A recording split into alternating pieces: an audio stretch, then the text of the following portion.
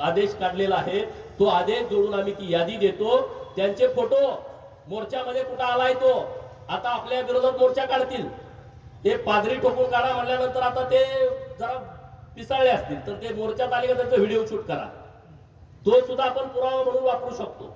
त्यांना अशाच पद्धतीनं तिथं घेऊन जायचं आहे, अशाच पद्धतीनं. आणि आता आपल्या इथं आले या जिल्ह्यातल्या अंगणवाडी ताई, या जिल्ह्यातल्या आशा वर्कर ताई, या सगळ्यांना माझी हात जोडून विनंती आहे, तुमच्याकडे जर तुमचा वापर करण्याच्या दृष्टिकोनातून असे कोण धर्मांतरित करणारे मशिनरी हे तुमच्या संपर्कात आले तर त्यांची नावं आम्हाला कळवा.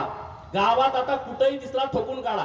आता आपण बैलगाड्याच्या शर्यती लावतो, लोक बक्षीस लावतात 5 लाख रुपये, 3 लाख रुपये दुसरा नंबर, 2 लाख रुपये तिसरा नंबर, 1 लाख रुपये चौथा नंबर, 50,000 पाचवा नंबर.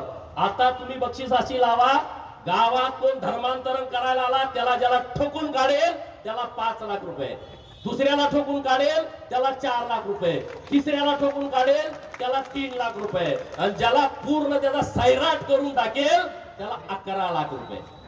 हे करा. हो आता पादरी म्हणत असेल मी जेलमध्ये जायला, तुला सुट्टी नाही.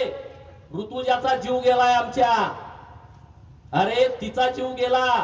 एखादी आत्महत्या महिला करेल ती जास्त विचार करणार नाही, पण तिच्या पोटातलं 7 महिन्याचं बाळ घेऊन ती आत्महत्या करण्याचा विचार कधीच करणार नाही. जेव्हा शेवटचं टोक येतं तेव्हाच आई स्वतःच्या बाळाला संपवण्याचा विचार करते. तुम्ही धर्मांतरण करण्यासाठी शेवटच्या टोकाला गेला तेव्हाच माझ्या ऋतुजानं आत्महत्या केली आहे.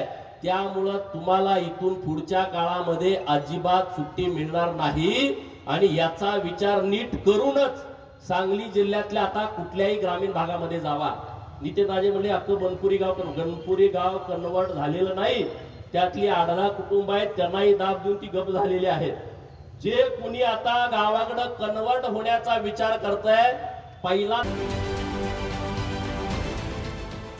देश विदेशातील प्रत्येक घडामोडींचे लाईव्ह अपडेट मिळवण्यासाठी आता साम टीव्हीच्या सर्व सोशल मीडिया प्लॅटफॉर्मला लाईक, फॉलो आणि सबस्क्राईब करा. तसंच सर्व नोटिफिकेशनसाठी बेल आयकॉन प्रेस करायला विसरू नका.